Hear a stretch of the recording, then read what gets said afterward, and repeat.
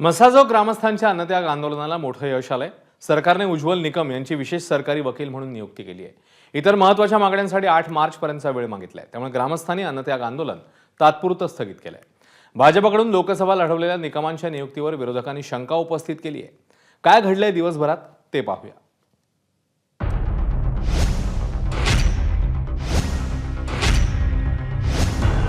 मसाजोगमध्ये संतोष देशमुख कुटुंबीय आणि ग्रामस्थांच्या अन्नत्याग आंदोलनाचा दुसरा दिवस होता। न्याय मिळावा यासाठी ग्रामस्थांनी 6 ते 7 मागण्या केल्या। त्यापैकी एक प्रमुख मागणी सरकारने मान्य केली। उज्ज्वल निकम यांची विशेष सरकारी वकील म्हणून नियुक्ती केल्याची घोषणा राज्य सरकारने केली आहे। सहाय्यक विशेष सरकारी वकील म्हणून बाळासाहेब कोल्हेंची नियुक्ती करण्यात आली आहे। जोपर्यंत आमच्या मागण्या मान्य होत नाहीत किंवा त्याला चौकशी करून हे होत नाही, सिद्ध होत नाही किंवा त्यांच्या विरोधात गुन्हे दाखल होत नाही, तोपर्यंत आम्ही काही समाधानी नाहीत। तरी पण तुर्तास आम्हाला एवढं काही समाधान वाटत नाही की कुठंतरी यंत्रणा आणखी दबावपोटी काम करते असं वाटतंय। कारण की सुरुवातीच्या काळात जे बघितलं, समजा या जो क्रूर हत्या झाली त्या सुरुवातीच्या काळात सगळी यंत्रणा त्यांच्याच बाजूने काम करत होती, आरोपीच्याच बाजूने काम करत होती। त्याच्यामुळे आणखी पण शंका आहे गावकऱ्यांना। तुम्ही समाधानी आहात का आता जे काय सध्याच्या ह्या उज्ज्वल निकम सभाच्या नियुक्तीपुरतं आम्ही समाधानी आहोत। आणि जे सुरेश अण्णा दसने जे धनंजय देशमुख यांच्यामध्ये जे काही विषय आहे कोणत्या तरी एका विषयावर मागणीवर, ते एक मागणीचं काय होतं ते 2 दिवसात कळलं आम्हाला। उज्ज्वल निकम यांनीही हा खटला पूर्ण प्रामाणिकपणे लढवणार अशी ग्वाही दिली आहे। मी काल माननीय मुख्यमंत्र्यांना या संदर्भात कळवलं की सदरचा खटला चालवण्यासाठी मी तयार आहे। मत्स्याजोगच्या सर्व ग्रामस्थांना आवाहन करेल की आपण उपोषण हे सोडावं। मी अभिमानाने सांगेल, राजकारणात जरी असलो तरी माझ्या कर्तव्यात आणि ड्युटीमध्ये कुठेही कोणी आडवं येऊ शकत नाही।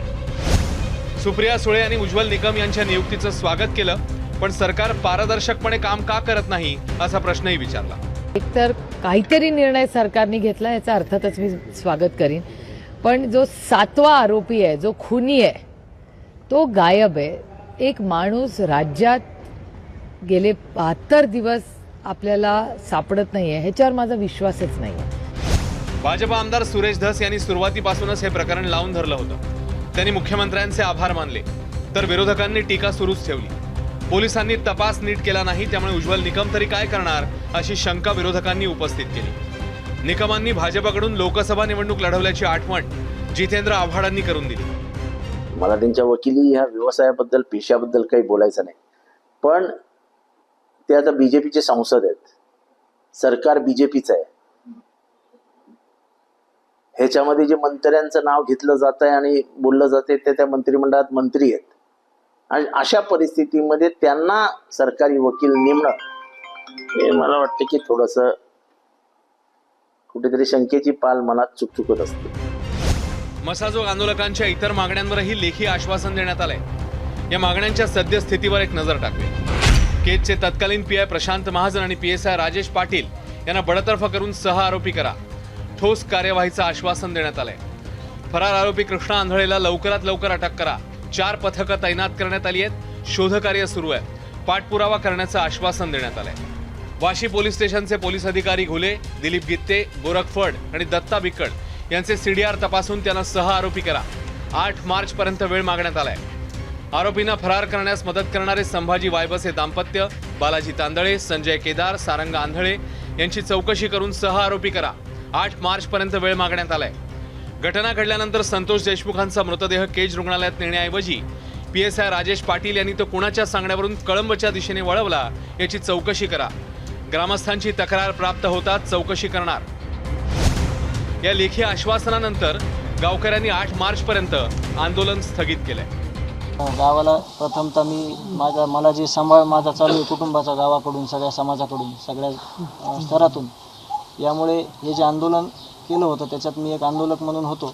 तर याच्या पुढचं जे काही आंदोलन असेल, ज्या ह्या मागण्या आहेत, सरकारी वकिलांची नियुक्तीपत्र जे आज आपल्याला देणार आहेत किंवा ते आपल्याला मागा सोशल मीडियातून बी आलेलं आहे, आणि बाकीच्या जे काही गावकऱ्यांना मागण्या केल्या त्या मागण्यासंदर्भात गावकरी चर्चा करतील। लोकप्रतिनिधी आपल्यासमोर बसलेले आहेत, अण्णा आहेत, बाप्पा आहेत, प्रशासनातील पांडकर साहेब आहेत, तहसीलदार साहेब आहेत, यांना या सगळ्या गोष्टी बोलतील।